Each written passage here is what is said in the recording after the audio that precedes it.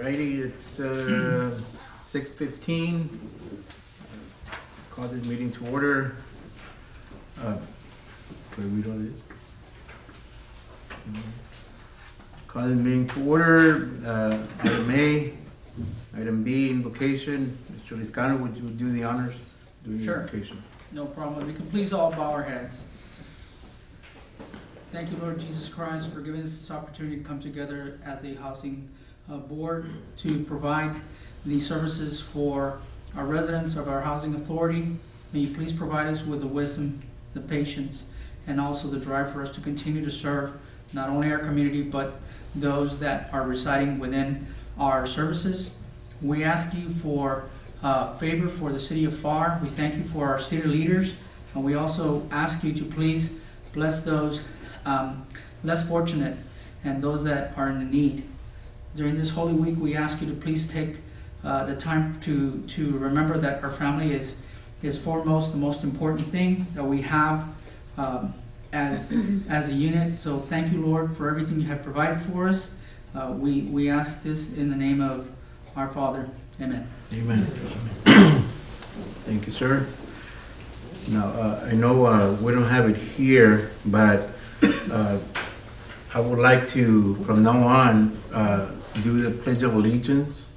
I know we haven't done it, and I think it's something we need to do to honor our flag and all those who have sacrificed their life and are still for our active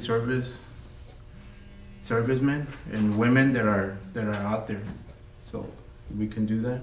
Yes. Okay. You can stand.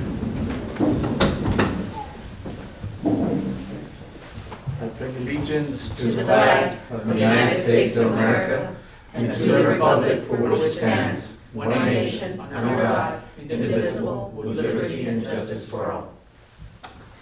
Thank you. Item C, we're going to item C, excuse any absence of any board members. I think we're all here today. Very good. Item D, consideration and possible action to approve minutes of regular meeting held on December 21st, 2015. Special meeting held on January 4th, 2016. Closed executive session. Meeting held on January 20, 2016. Special meeting held on January 28, 2016. Special meeting held on February 11, 2016. And special meeting with additions to emergency items to the agenda was held on February 16, 2016. Do we hear a motion to approve? I make a motion we go ahead and approve all the minutes that were presented. Okay, at this time, I know, again, it's not on the agenda, but we have a public comment from Dr. Fletcher, and I would like to give him the time to address the board, if it's okay with you. Yes, Vice Chairman, can we go ahead and there was a motion on the floor in a second to go accept the minutes. Can we just, for the record, just... Okay, motion by Mr. Liscano, second by Mr. Gutierrez. Motion passes. All those in favor? All those in favor? Aye. Aye. All those opposed? Hearing none? Good. All right. Dr. Fletcher? Evening, y'all. For the record, I'm Kenneth C. Fletcher, citizen of Pharr since 2006, and I'm 68. See if you can make it to 68. And Pharr is a great place to be of advanced age. I already have a water bill that when I went to find out why it wasn't automatically deducted from my bank account, I was informed I get a discount. So that's one source of finding possible people for the Section 8 housing. And I was also here to find out about the Section 8 housing because I can't work forever. I've already been, well, I haven't exactly been fired. We had a corporate takeover at veterinary practice that I'm at, and they just didn't rehire me, so I wasn't fired. So I've already experienced ageism and so on. And I appreciate y'all's service here. We're after hours because there's a lot going on, so keep it up, please. And I do have a complaint. I'm a homie, a neighborhood Pepe Salinas, and I want to commend y'all for the people that you place and the regulations that you have that are largely followed, except they keep kicking down the fence. You know, it's the kids, they want to play in the neighborhood park. So I'd put some sort of a gate, maybe with the spring action, you know, save some money. And also on their behalf, I don't understand why, but there's, and neither do the people that I spoke to, but there's the waste management receptacles they're sitting on the sidewalk. Well, first of all, they belong on the sidewalk, and secondly, I don't think y'all would appreciate being awakened by those things being banged. And I find my Pharr Housing Authority neighbors very, very tolerant of noise and light pollution. It's amazing because they value, you know, the house that you're in. So I want to thank you. Thank you, sir. Thank you very much. Okay, now we're going to letter E.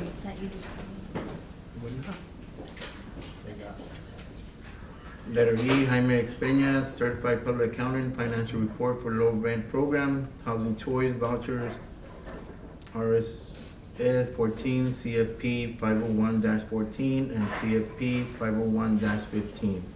Mr. Peña wasn't able to make it, Vice Chairman. He had other commitments already.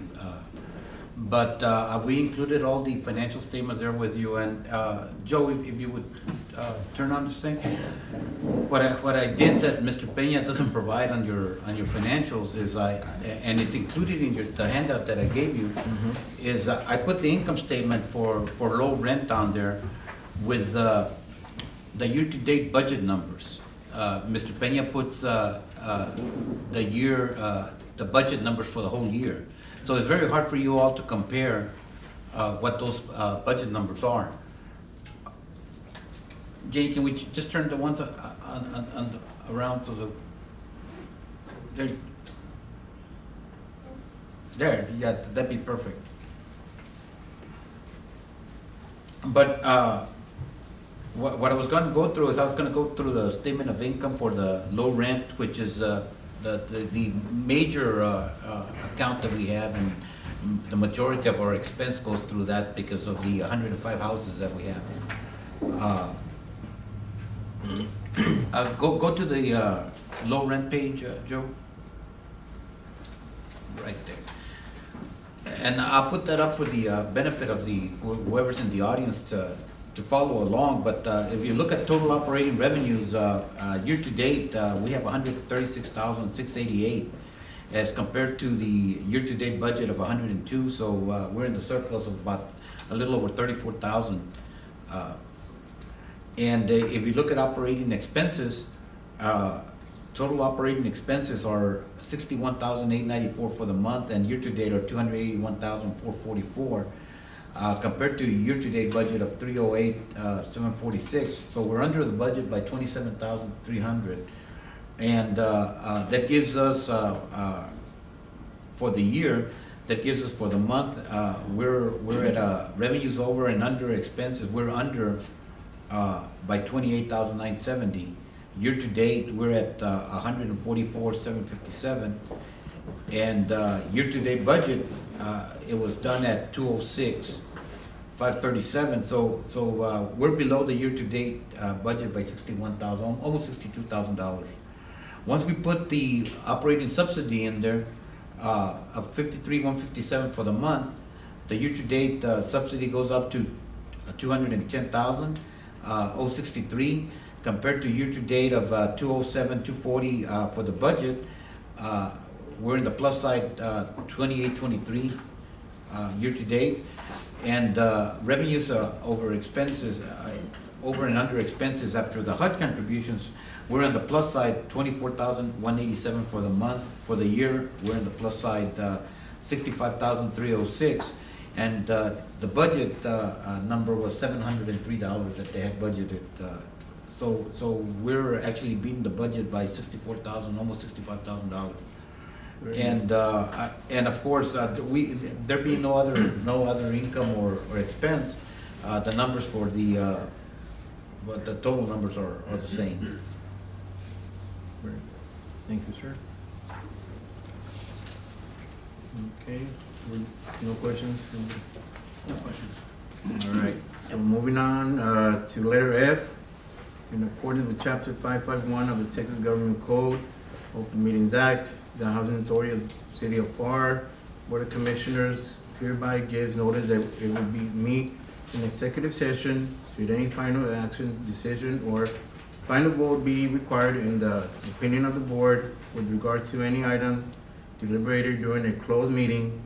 Then such final action, decision, or final vote shall be made during the open meeting held in compliance with Chapter 551 Government Code BTCA. The Board of Commissioners will discuss the following matters. Discussion, action, if any, on progress of internal financial audit regarding Valle de Palmas Adult Daycare and related Texas Department of Housing and Community Affairs. Complaint number 2016-30 regarding Mesquite Terrace. We're going to executive session. And the time is 6:27. Motion second. Second. All those in favor? All those in favor? Sorry. Aye. All right, we're now reconvened to the open session. Time is 6:36. This time do I have a... Yes, I'd just like to make a statement, Vice Chairman Nunez. First of all, just the Valle de Palmas agreement with the Pharr Housing Authority was just one of many issues that concerned me the first time I was interested in serving on this board or on this commission. As we all know, Valle de Palmas is owned by our previous Pharr City Manager, Fred Sandoval, our current City Commissioner, Oscar Elizondo, and our current State Rep, Sergio Munoz Jr.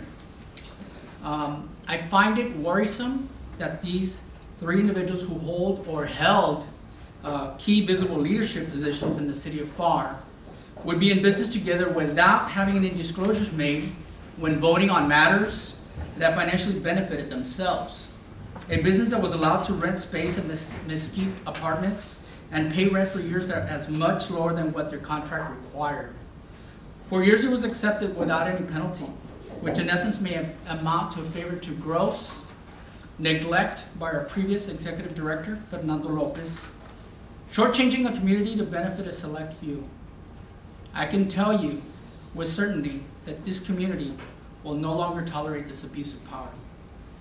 For the record, prior to his termination, when asked how much money Del Valle del Palmas owed to the Pharr Housing Authority, Fernando Lopez claimed that not knowing what was not forthcoming with details. This was clearly not acceptable. On several other matters, he also asked for details and in records to other highly inappropriate and concerning decisions. He repeatedly failed to provide any documentation or help in our investigation, essentially becoming uncooperative and passive-aggressive, and now we know why. This was one of many reasons why the board took action to terminate his employment, and we are committed to be transparent to our community by providing full disclosure on all of these deficiencies in the near future. We now know the amount owed to us and estimated to be over $720,000. From my understanding, this insider favoritism has had a domino effect of legal problems for us, with possible actions due to dealing with the IRS, with our federal government, with the state of Texas. This definitely has prompted us to hire outside legal counsel to protect our housing program. I think we need to continue on, and in the next meeting, we should have more information for this community. This is just one of the reasons, of the many reasons, why I felt the immediate need to upgrade this management of Pharr Housing Authority. And with that said, I want us to elaborate on the complaint that we have from our executive director. Joe, if you will move ahead to that section.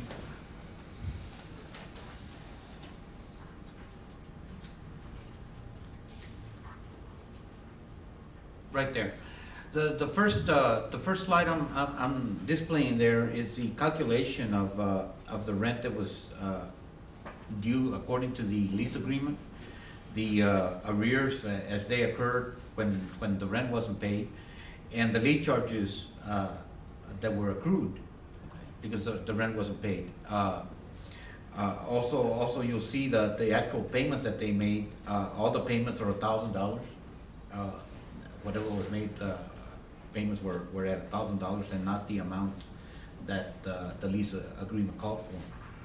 But the lease agreement ended in June of 2014, and they were there till December of 2015. Okay, so I checked with our attorney, and there's a holdover rate on the contract that is twice the monthly charge.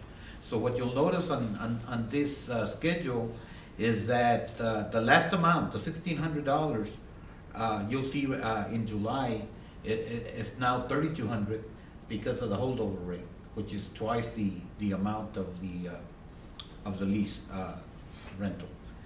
And if you go to the next one, Joe, I summarized it all for you. There were 3 different management companies in place during this period of time. There were Capstone, UAH, and UAG. Capstone lease that was due under them was $36,750 according to them, and I put documentation in your files of the response I got from them. The balance due was $36,750. Nothing was ever paid. With UAH, with a balance force of $36,750, the lease amount that was due was $62,600 with them. They received payment of $35,000. They actually collected $10,000 in arrears. Okay, they left a balance of $54,350, and there was an audit adjustment on December 2011 of $17,648. According to the president of UAH, that was for reimbursement of materials for repairs and improvements on that new facility. Okay, UAH, we balanced forward $36,702 because of the audit adjustment that's there. The lease that is due from them during their period of time is $44,800. They collected $14,000, leaving a balance of $67,502.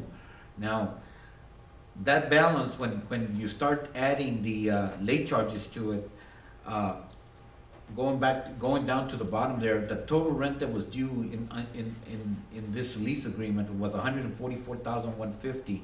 Total payments that were made through all the management companies was $59,000. That left us a balance of $85,150.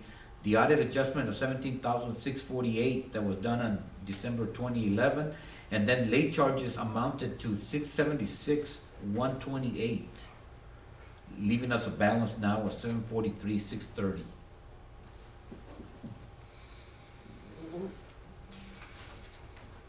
With that amount, that's amount that a total amount. So our legal counsel we have here present is, so what are our legal options?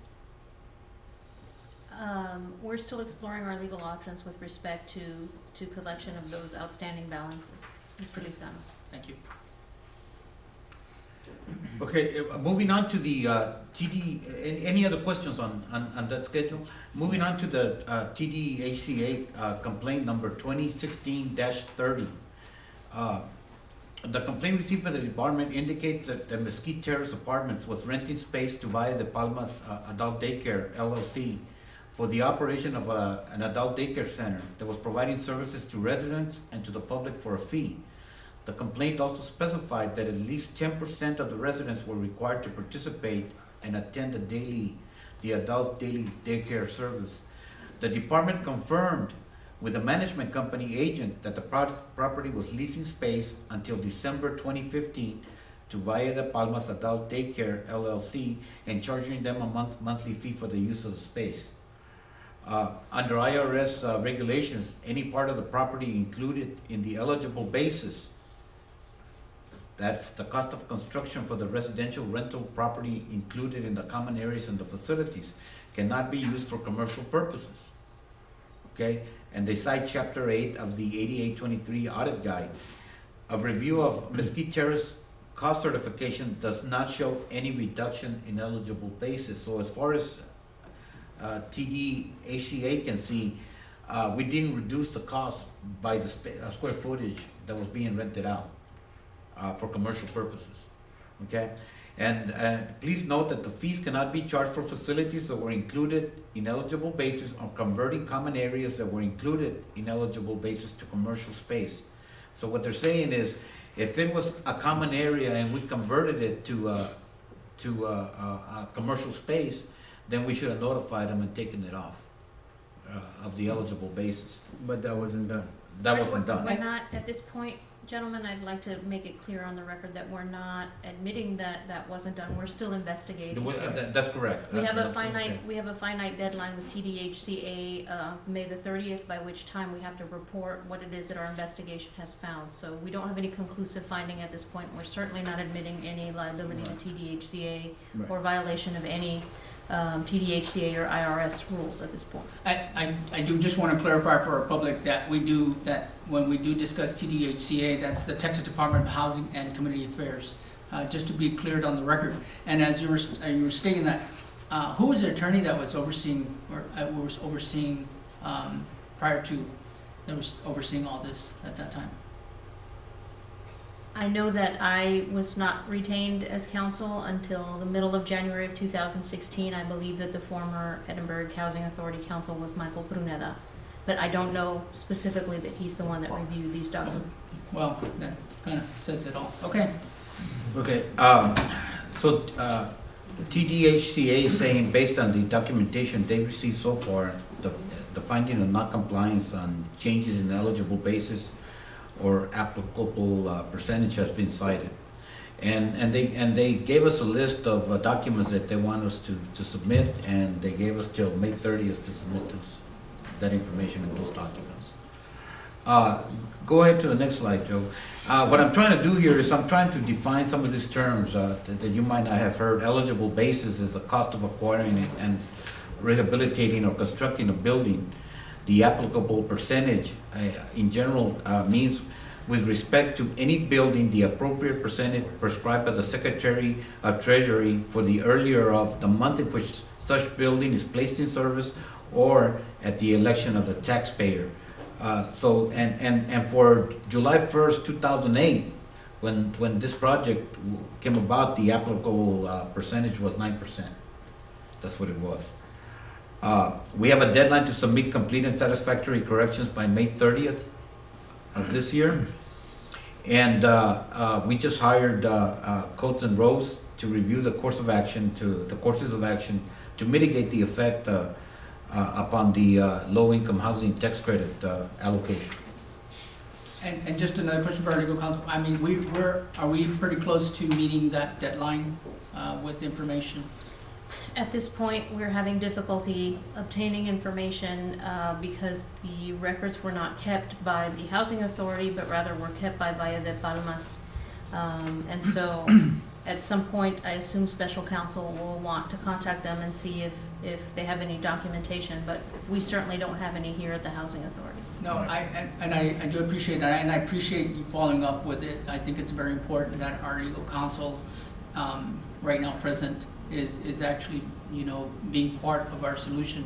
It's unfortunate the past legal counsel was not here, and that's why we're facing this issue today. And therefore, I commend you for what we're doing. We have to meet this deadline, and I understand we have to get other parties involved. Just to be clear, we are utilizing or we're addressing an issue where it is property that was provided for housing that was used for commercial use, for a clarification. That's the allegation, yes. Okay, that's the allegation. Okay, thank you. Anybody have any questions on this complaint and how we're moving forward? That was just it. We know we have the timeline. The timeline, of course, is on the 30th prior to, if we don't receive it up to the 30th, what's our next step? Well, the step after May 30th, the step is that the TDHCA will file Form 8823 with the IRS. And basically, They'll make a determination. Giving them their determination based on whether they received or didn't receive enough information. And that's why it's important for us that, because we had that, not forthcoming information, information being held back, the information that was not provided to us by the previous executive director, we had to move on to where we're at today. We were asked by our community, to provide service and transparency, and that is exactly what we're trying to show today. Transparency of something that happened prior to. We don't want, as a commission, to this point forth going, to have to deal with this issue, but we're dealing with it because of the lack of leadership that we had in place.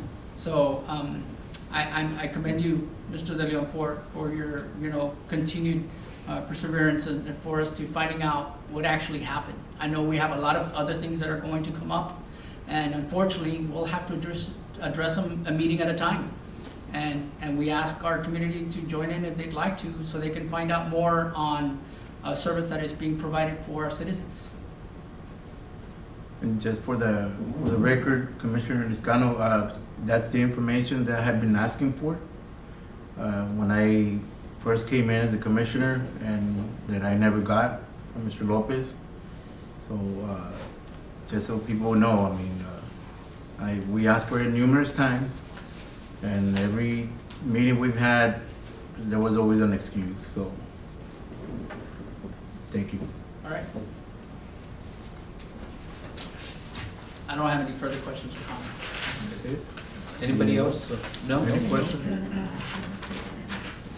And none will be taken at this time. Okay, just the record, no action was taken during executive session, and None will be taken at this time. none will be taken at this time. So now, letter H. Going to letter H, consideration and possible action to approve contract with Apolonio Nono Flores for RFPQ for consultant / advisor for the Pharr Housing Authority. I make a motion that we go ahead and accept the action to approve the contract with the terms of, first of all, negotiating with our attorney to our legal counsel for a 1-year contract. Okay, got a motion. Clarification. Mr. Liscano, and board, if I could just get a clarification from Mr. De Leon that Mr. Flores's response to the RFQ was received to a properly posted RFQ, That's correct. and that you received no other responses. That's correct. We only had one other person signed up, but they never turned in a response. Okay, and I would caution the board to make sure we're keeping record of all that in the event of any HUD inquiries. Again, I appreciate the making sure that we were not provided with any other RFPQs, and the only one that was also questioned did not provide the actual full information. So with the complete information, again, my motion is to go ahead and approve the contract with legal to term it to 1 year. Got a motion by Mr. Liscano. Do I hear a second? I'll second. Second by Commissioner Gutierrez.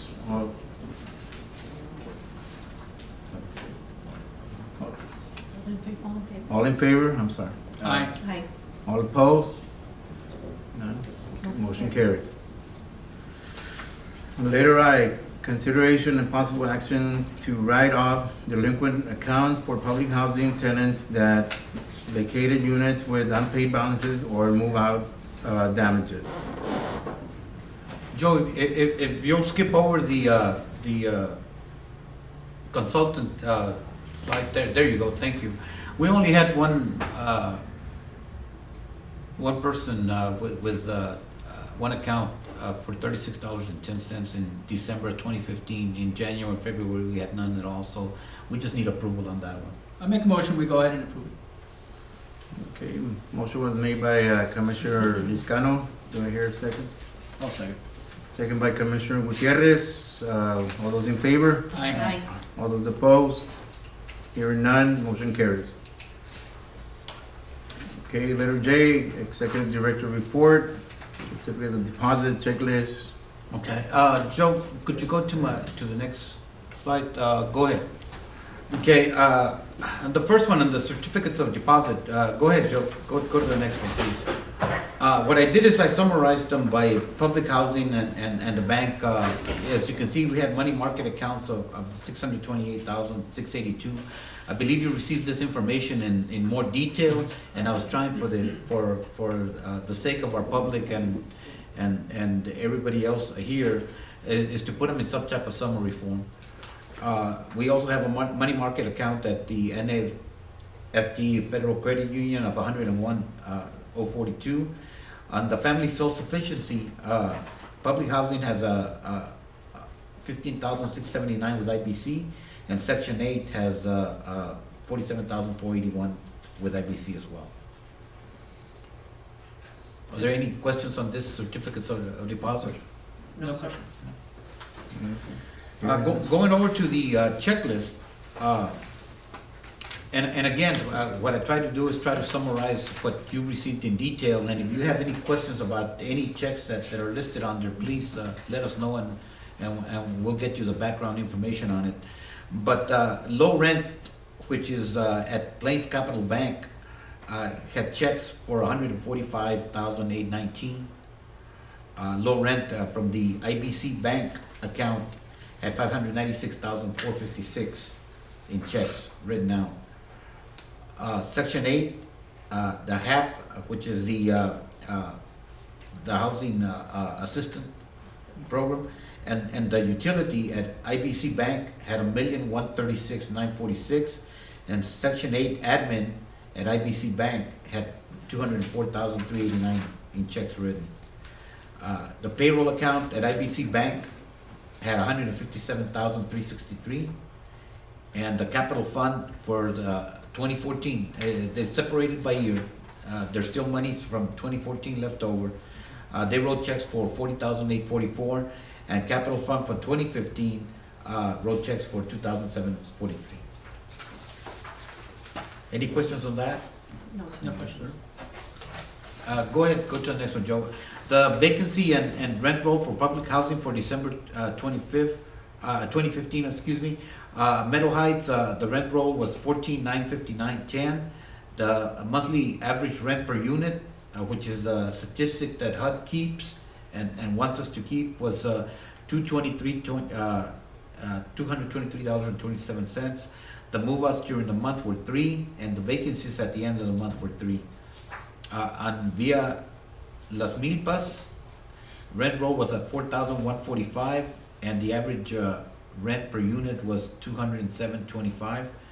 On Las Milpas Homes, it was $2,906 for the rent roll and $207.58 the average rent per unit. For TX 73008, it was $166 in the rent roll, and the average rent per unit was $166. And the totals at the bottom, the total rent roll received for December was $22,176.10, and the average for the month, for the overall average, was $201.03. And of course, we only had 3 move-outs and 3 vacancies during the month. The next slide will go to January 2016, and as you can see, the numbers are very similar. The rents will be every month. The rents will be going down little by little because of HUD has reduced the average rent per unit that we can collect. So you'll see those amounts going down little by little every month. On the Meadow Heights, it's $14,821.76. The average rent per unit is $211.74. Via Las Milpas, $4,203 at $210.15. Las Milpas Homes is $2,906 for $207.58 average rent per unit, and TX 73-008 is $166 and stays the same at $166, and the totals are at the bottom. $22,096.76 collected. for an average of $198.87.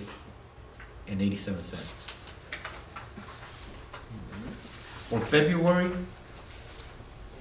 Meadow Heights rent roll was $14,584.48. The average is $211.37. They had one move out and they had one vacancy during the month. Villa Las Milpas, $4,054 and $202.70 monthly average. Las Milpas Homes, $2,830 and $202.15 average rent per unit. And of course, TX 73-008 remained the same at 166 and 166 average. Totals 21,634, and the average monthly rent was $195.56. Section 8, in January, units under lease were 822, re-exams were 72, inspections were 100, move-outs, they had 10, and the HAPS was 240,558.36.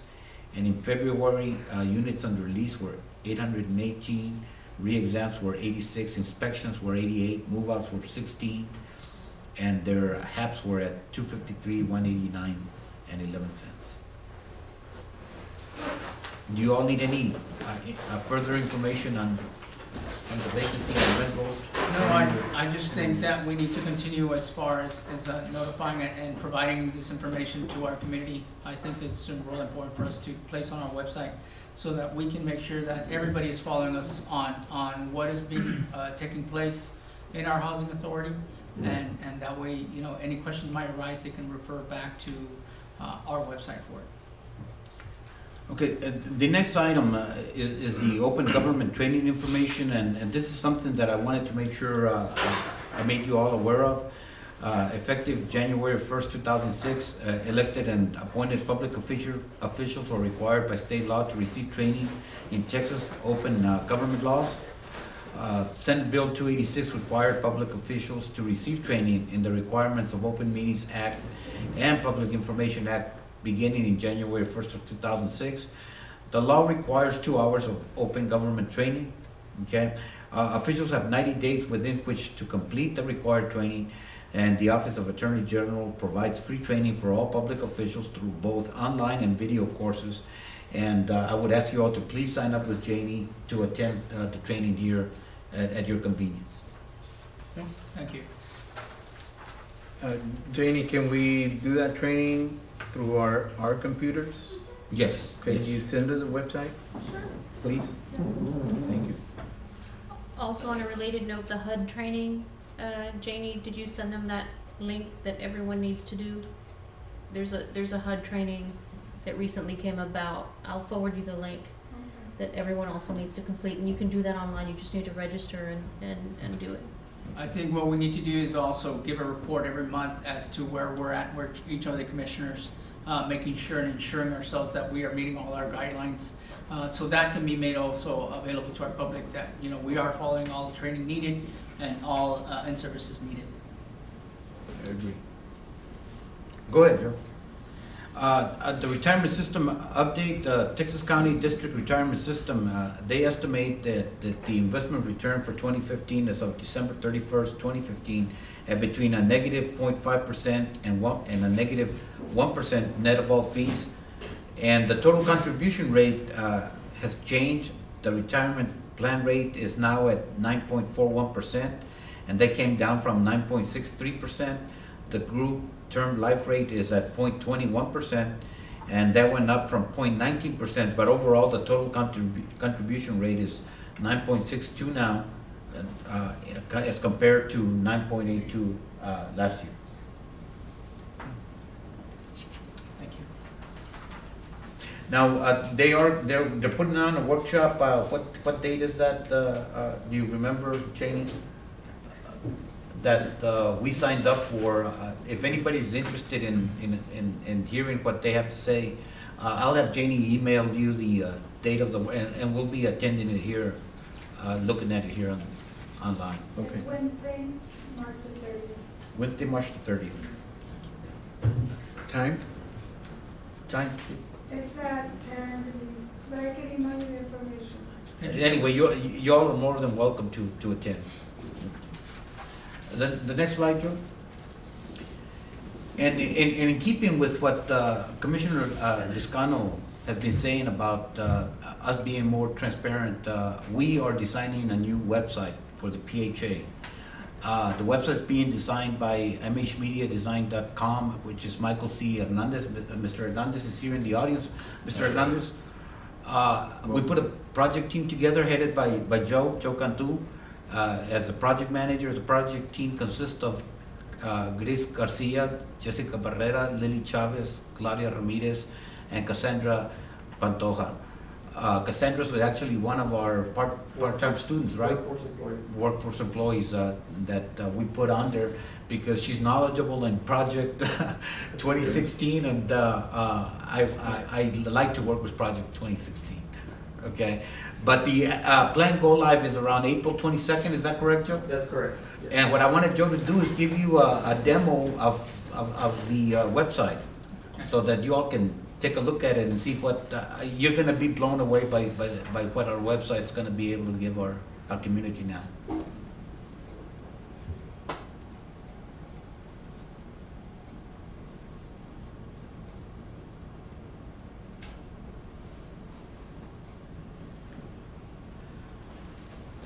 There's the homepage of our website. This is our homepage, and this is a work in progress right now. We're pretty much Mike is the one that came up with the idea as far as like how it's set up. As we've been, Mr. De Leon has called meetings, like to talk about, to discuss, like what our mission and what our mission values, what our mission statement, our vision statement, and what our values. And we came together as a whole staff, and these are this mission, vision, value is something that's current. That's actual. That just today has been inserted. And we came together as a staff, and this is like the mission that we believe like that where we want the housing authority to go. As Mr. Liscano has stated before, when we were talking about this, our focus was to be transparent, of course, to our community, and but not just sound nice or make it look nice, but believe also in the mission, vision, and especially like in our values. Like we as an everyday person, we want to live our lives honest, with integrity, respect, like our community, so we can be respected as well. Treat others how we would like to be treated. So this is one thing I want to share with you guys. Of course, like we are meeting pretty much, like every other day, because we do have like our daily functions, but again, we do want to go live April 22nd. All the activities that we have been working on, like the Easter. We had an Easter egg hunt celebration yesterday. The mobile unit. Mm-hmm. We've all been documenting it. Awesome. And the activities that we have, like with PHGC, the calendars, everything is going to be coming out once we come out live. All those pictures are going to come out. So we are currently documenting. As part of all this, we are going to be in the in the media with Facebook. That's correct. Twitter. Whatever we load up here will automatically transfer over to Facebook, for instance. That's the way Mike is setting up this.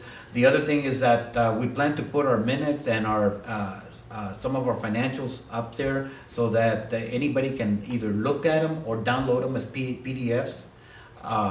Our goal eventually is to make this website interactive. We want to be able to have people that are on the waiting list come in here and update their information from either their phone or from their computer at home. The other thing we want to do is we want to be interactive with the landlords. Landlords always having questions about how much money did I get paid last year, things like that. We're going to do the same thing with them. Have them be able to log in and look at their information on site. So we're going to try to make this a website as interactive and provide as much information so that the public can get as much information as they want and comply with the request that you all have that we be as transparent as possible. And- That's correct. And one thing, like we did, we were talking, well, not every tenant is gonna have a computer at home, right? To be able to Correct. interact, but it's mobile friendly, and we all have cell phones now, Right. The person that doesn't have a cell phone, well, you rarely find a person without a cell phone. Correct. Oh, we're also gonna be working, thank you, sir, we're also working on a Spanish, Bilingual. Oh, it's gonna be, we'll have an option on top whether you wanna see it all in English or you wanna see it in Spanish. The other thing that we're doing with it is that we're making it as easy as when I talked to Mike, one of the things I told Mike was that I don't want the same thing I have right now, and that is anytime you all request us to load something up, we're having to find a programmer to get in there and do this kind of stuff because it's not user friendly. It's not a cut and paste type design. This is a cut and paste type design where we don't require technical people to go in there and update the website. The other things that I asked Mike to make sure of is that it would work well with any browser, whether it's Chrome, whether it's Safari, it doesn't matter, Internet Explorer, it doesn't matter what browser you use, it works fine with it. And the last thing that I asked him is to make sure that regardless of device that you're using, whether it's an iPad, whether it's a phone, an iPhone or some type of mobile phone, that the website would fit the configuration of that phone, and you wouldn't have to be going all over the place trying to look at it the way you do a lot of websites. And to elaborate a little bit more on that also, we're gonna go ahead to make it more user friendly and more transparent. We are gonna have a calendar on there that y'all can access as well. And the cool thing about that is you're gonna actually be able to see it by date, by location. For instance, like today's board meeting's right there. Right there. You'll be able to click on it, or the resident will be able to click on it just so they can get an idea of it. We can put in there the actual agendas if they want to download them as well. It'll have a map, the location, the description, the phone number, contact, the website, the Google map, everything. So there's no reason for them not to have any information on everything as well. And then of course we are going to have a specific page for the agendas in general, just in case they want to go that route separately instead of going through the calendar. And they can literally download or view on any device, PDF, print it at home, whatever, just so they have it on record. Or if you guys are running late, you don't have time to get your own copy, just get off your phone and print it here or something. Very good. One other feature that we're adding in there that may or may not stay is this, they can actually search by, I know y'all put them where there's room obviously, but if they're looking for a specific community they want to live in, they can search on there by community, by name, and then get more information on that community in general, just so they can learn about how many people live there, how many residents are there, what's around, whatever. For instance, if they just do housing, and they want to learn more about this place in general, they'll just click on there, and then we'll fill in all the blanks, obviously, and all the information. Talk about it, these tabs will be different, obviously, rules, regulations, what's near, parks, recreation, stuff like that, so they get a better feel, okay, I want to live there, stuff like that. Excellent. Very nice. Yeah, and of course, that's the reason that you all were being photographed today, because we That's will right. have the board members on there, we'll have our employees on there, we'll have their titles and the departments they work under. So all of that information will be there eventually. As you see that the blog is there, we want to be able to have people ask us questions and us respond through the internet to the people that are there. We're going to put together a frequently asked questions section so that those people that have questions like that can go there, and if the question's there, they have the answer. They have the answer right away.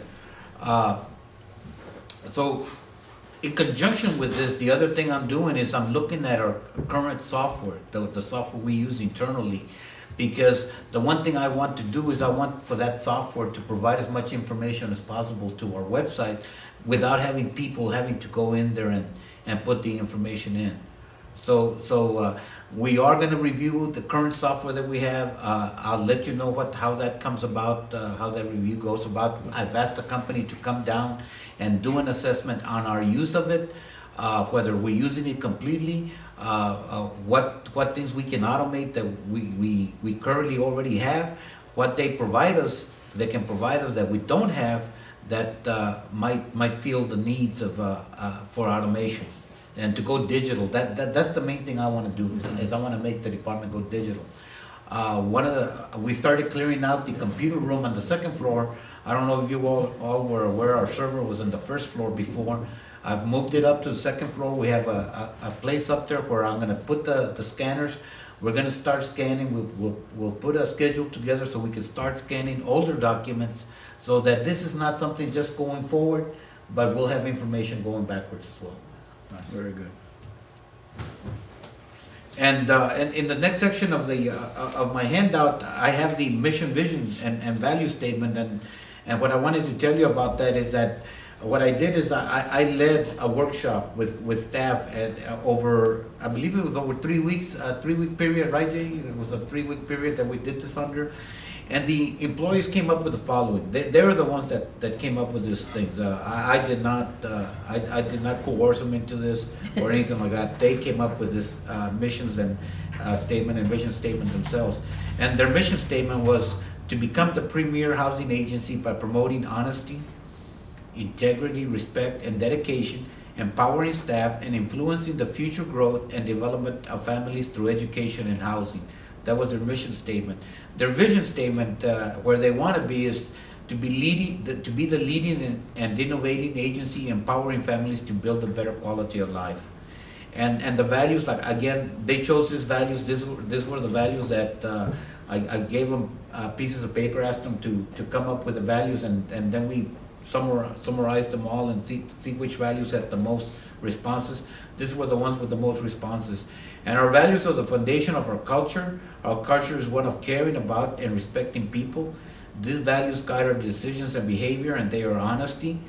We must always be honest with everyone, because we believe that honesty makes for the best and strongest relationships. Integrity will be known for upholding the highest standards of ethical behavior.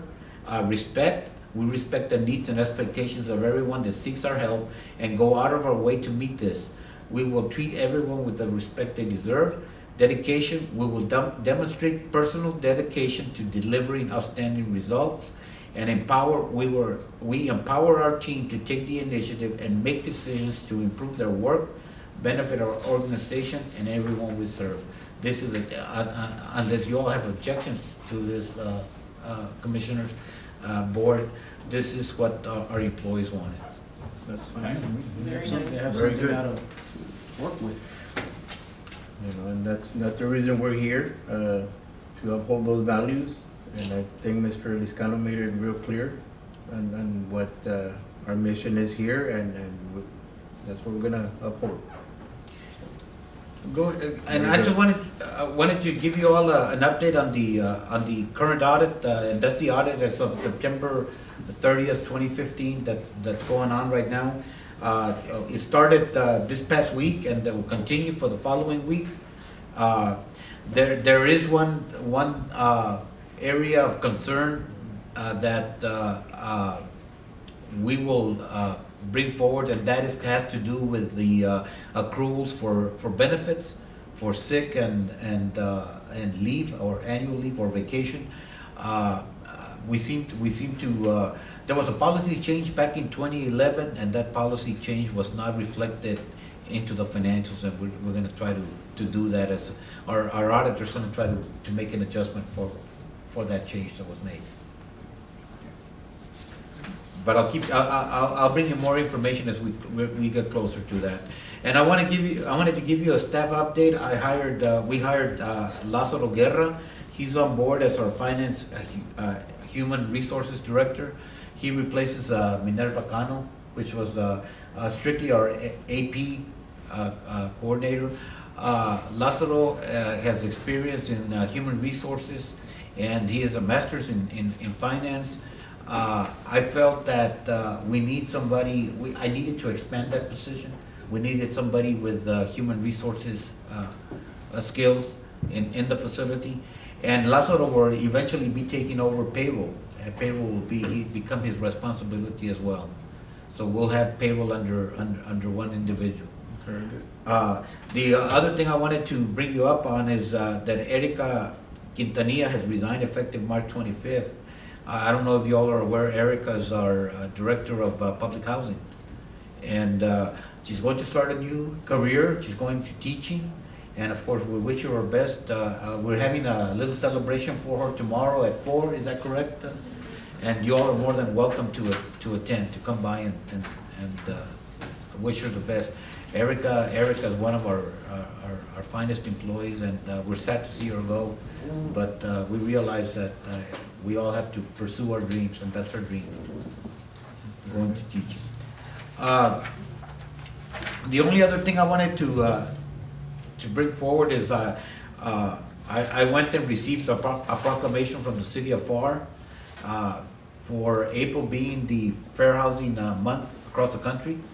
And the mayor and the city commissioners were kind enough to recognize and give us recognize the Fair Housing Month and give us this proclamation. And if any of you want to see it, it'll be right here. So I thank you all, and unless you all have any questions.